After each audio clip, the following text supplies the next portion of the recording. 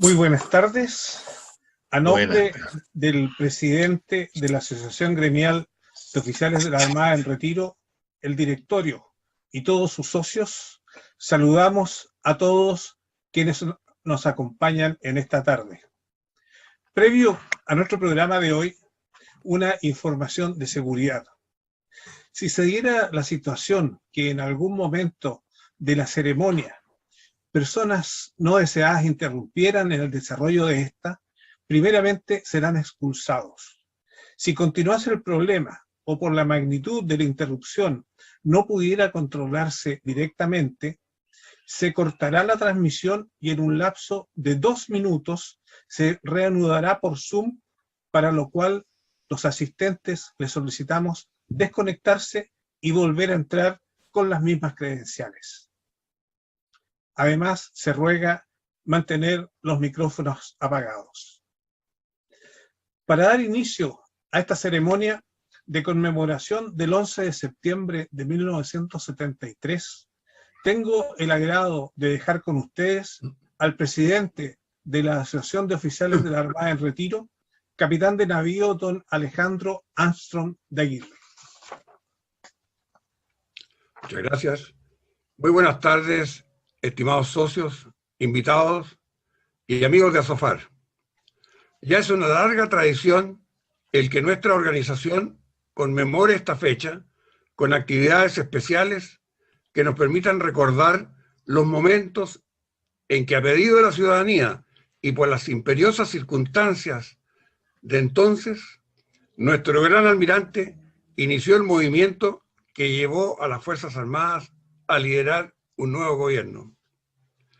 En la mañana de hoy, acompañados por una importante delegación del alto mando naval, de presidentes de federaciones, de círculos y de organizaciones de personal naval y de las Fuerzas Armadas en Retiro, también la compañía de los señores excomandantes en jefe de la Armada, los socios nos dimos cita para ofrecer una santa misa en la capilla naval por el eterno descanso de quienes entregaron su vida en defensa de los valores patrios el 11 de septiembre de 1973 y días posteriores. Ahora saludamos y agradecemos la participación de un apreciado académico que a continuación será presentado. Pero antes, estimo de toda justicia hacer propicia esta oportunidad para expresarle todo nuestro solidario apoyo frente a las aleves, tendenciosas e infundadas acusaciones de las que ha sido objeto. Almirante, con la mirada cristiana que nos caracteriza por nuestra formación naval, participamos y compartimos absolutamente todo lo expresado por usted en el trabajo que le ha sido objetado. Y tenemos la convicción de que las circunstancias al final le darán la razón. Adelante con la presentación. Muchas gracias, presidente. Para conmemorar esta fecha, se referirá a los hechos históricos de la época el almirante Miguel Vergara Villalobos, quien sirvió en la Marina de Chile durante 43 años y culminó su carrera con el grado de almirante en el cargo de comandante en jefe de la Armada. Durante su vida profesional ha obtenido los siguientes títulos y grados académicos: Magíster en Ciencias Navales y Marítimas, con mención en Estrategia de la Academia de Guerra Naval. Graduado del curso de alto mando de la Academia Nacional de Estudios Políticos y Estratégicos. Su inclinación humanista lo llevó a estudiar filosofía, obteniendo los siguientes grados académicos: Master of Arts en Filosofía de Catholic University of America, Washington, habiendo aprobado su examen de grado con la calificación Magna Cum Laude. Magíster en Filosofía por la Universidad de los Andes. Doctor en Filosofía por la Universidad de Navarra. Licenciado en Teología por la Pontificia Universidad Católica de Valparaíso.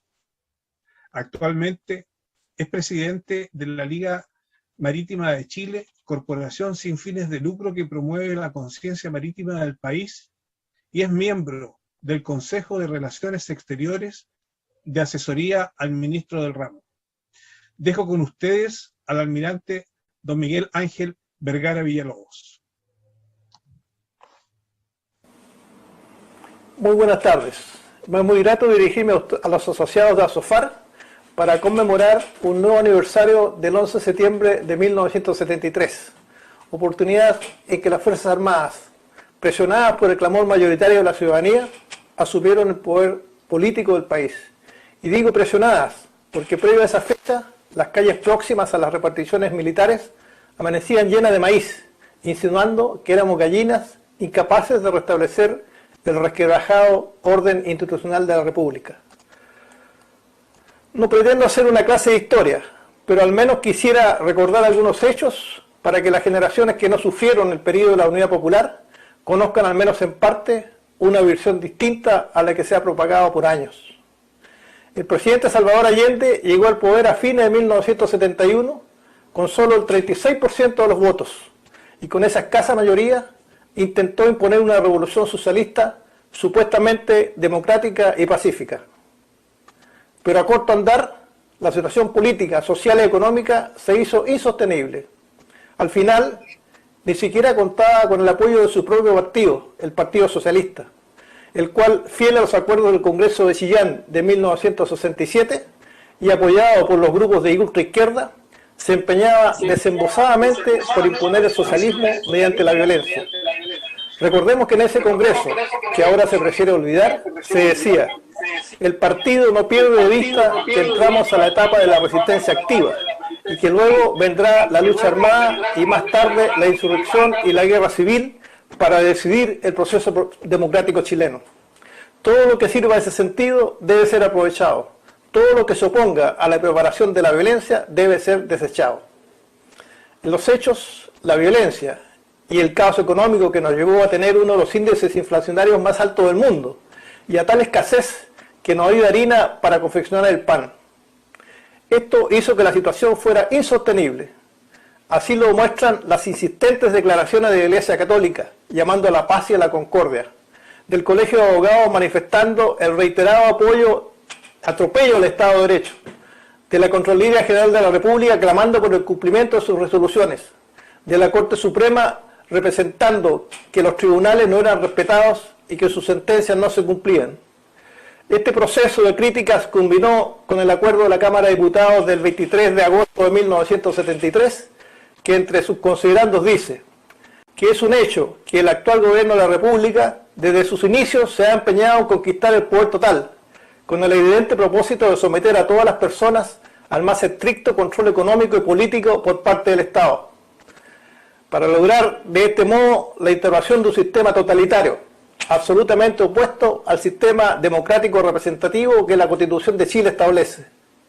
Que para lograr ese fin, el gobierno no ha incurrido en violaciones aisladas de la Constitución y la ley, sino que ha incurrido permanentemente en un sistema de conducta, llegando a los extremos de desconocer y atropellar sistemáticamente las atribuciones de los demás poderes del Estado, y permitiendo y amparando la creación de poderes paralelos, ilegítimos, que constituyen un gravísimo peligro para la nación, con todo lo cual ha destruido los elementos esenciales de la institucionalidad y del Estado de Derecho. Más adelante indica que la quiebra del Estado de Derecho tiene especial gravedad en la formación del desarrollo, bajo el amparo del gobierno, de grupos armados, que además de atentar contra la seguridad de las personas y sus derechos y contra la paz de la nación, están destinados a enfrentarse con las Fuerzas Armadas en un futuro próximo. Con estos y otros considerandos tan taxativos como los que he citado, la Cámara de Diputados acordó representar a su excelencia el Presidente de la República y a los señores ministros de Estado, miembros de las Fuerzas Armadas y del Cuerpo de Carabineros, el grave quebrantamiento del orden institucional y legal de la República, que entrañan los hechos y circunstancias referidos en los considerandos precedentes. Representarles asimismo que en razón de sus funciones de juramento de fidelidad a la Constitución y a las leyes que han prestado, les corresponde poner de inmediato término a todas las situaciones de hechos referidas que infringen la Constitución y las leyes, con el fin de encauzar la acción gubernativa por las vías del derecho y asegurar el orden constitucional de nuestra patria y las bases esenciales de la convivencia democrática entre los chilenos. Aunque muchos hoy intentan negarlo, me parece que difícilmente podría haber habido un llamado más explícito a que las Fuerzas Armadas intervinieran. Por su parte, el 24 de septiembre de 1973, don Patricio Aylwin, senador y presidente de la Democracia Cristiana, declaraba al corresponsal de las agencias NC News Service de Washington, D.C., transcrita por el Diario de la Prensa de Santiago: la verdad es que la acción de las Fuerzas Armadas y del Cuerpo Carabineros no vino a ser sino una medida preventiva que se anticipó al autogolpe de Estado que, con ayuda de las milicias armadas, con enorme poder militar de que disponía el gobierno y con la colaboración de a lo menos 10.000 extranjeros que había en el país, pretendían o habrían consumado una dictadura comunista. La responsabilidad fundamental de lo ocurrido proviene del gobierno de la Unidad Popular. Las Fuerzas Armadas no buscaban esto, sino que actuaron por patriotismo, con un sentido de responsabilidad frente al destino histórico de Chile. Y el presidente Frei Montalva, en extensa carta del 8 de noviembre de 1973, dirigida a Mariano Rumor, presidente mundial de la Unión Demócrata Cristiana, explicándole por qué su partido justificó el pronunciamiento militar, entre otras cosas decía: las armas hasta ahora recogidas permitían dotar a más de 15 regimientos, y eso que una abrumadora proporción aún no ha sido descubierta. Se trata de armas de todo tipo, no solo automáticas, sino que pesadas, ametralladoras, bombas de alto poder explosivo, morteros, cañones antitanques de avanzados modelos y todo un aparato logístico de comunicaciones, de telefonía, de clínicas médicas, etc. Se había establecido así un verdadero ejército paralelo. Más tarde, el mismo presidente Frei Montalva, a principios de 1974, declaraba al diario madrileño ABC: el marxismo, con el conocimiento y aprobación de Salvador Allende, y acaso por instigación del mismo, había introducido en Chile innumerables arsenales que se guardaban en viviendas, oficinas y almacenes. El mundo no sabe que el marxismo chileno disponía de un armamento superior en número y calidad al del ejército, un armamento para más de 30.000 hombres, y el ejército chileno no pasa normalmente de esa cifra. Los militares han salvado a Chile y a nosotros. Pese a que lo que hemos mencionado muestra palmariamente el caos institucional y la abundante presencia de guerrilleros fuertemente armados y entrenados, la izquierda ha realizado en estos 48 años un trabajo gramsciano para ir horadando la verdad histórica, hasta imponer su propia versión de los hechos. Hoy en día, muchos jóvenes, y otros no tanto, tienen la convicción de que el presidente Allende lideraba un exitoso gobierno democrático, que arbitrariamente fue interrumpido por militares sedientos de sangre, que se dedicaron sistemáticamente a violar los derechos humanos de jóvenes idealistas que luchaban por un mundo mejor. Ha sido una estrategia muy exitosa, que ha penetrado en la educación escolar y universitaria, y también en muchos medios de comunicación social.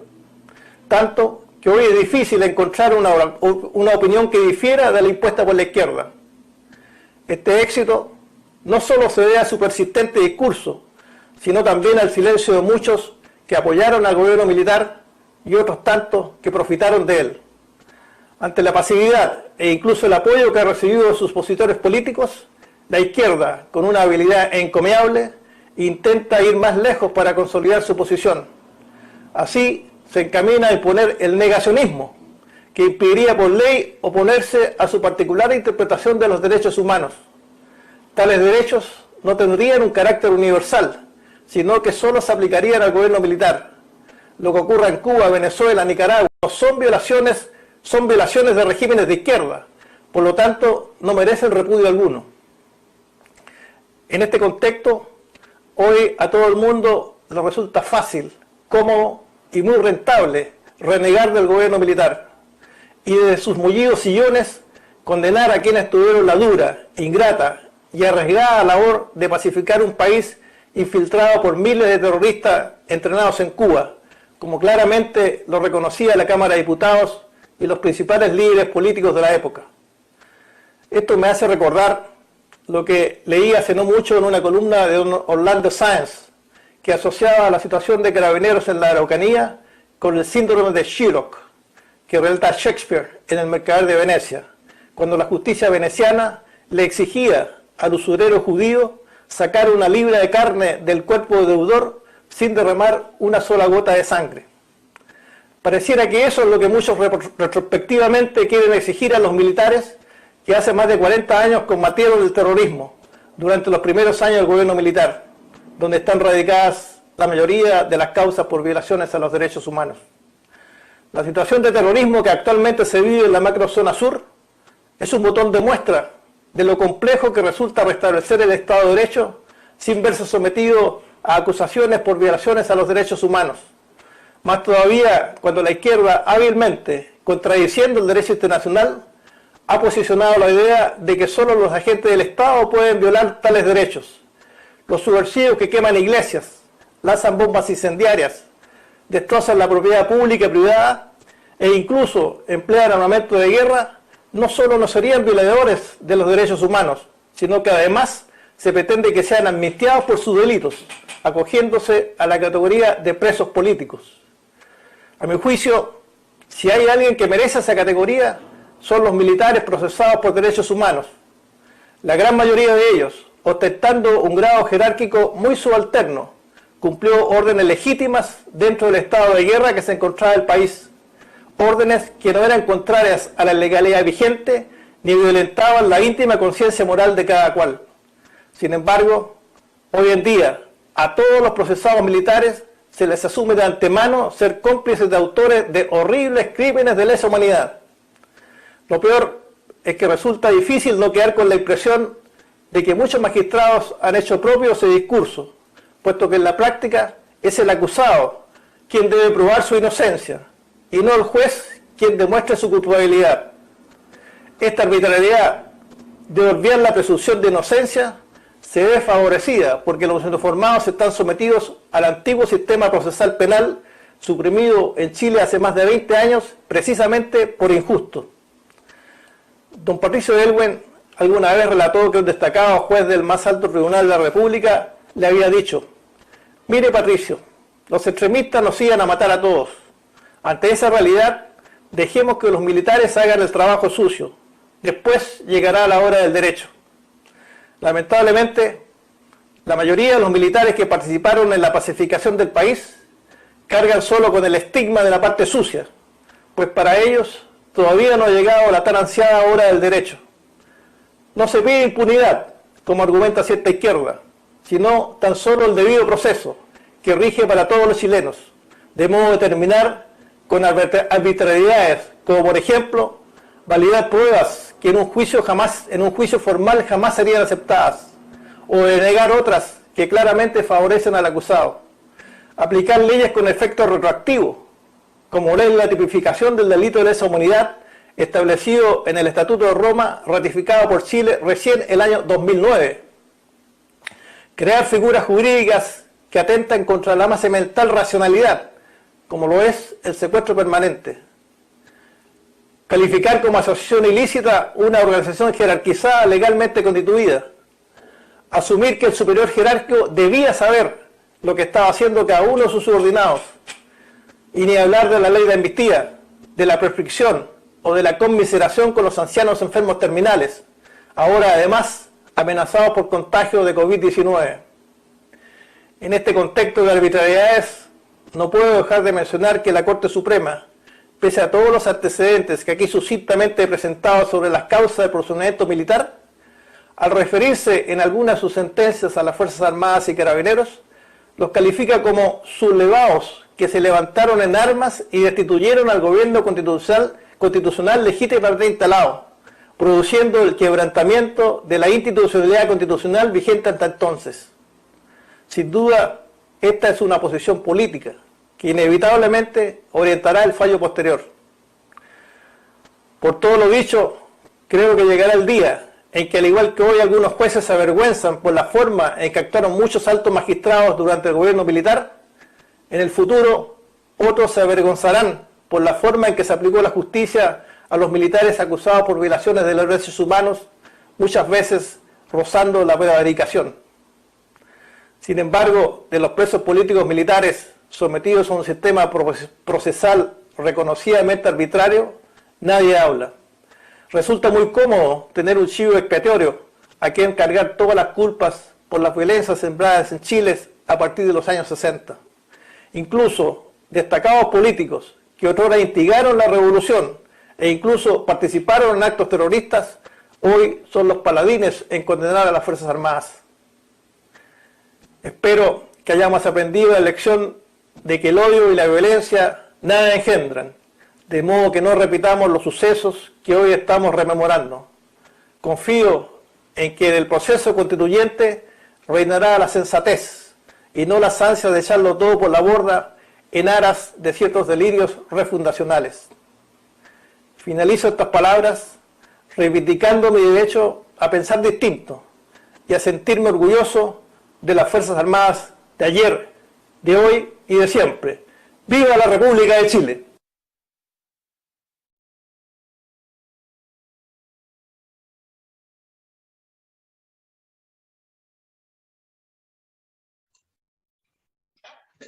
Muchas gracias por la presentación del almirante Vergara, muy sustancial y muy interesante.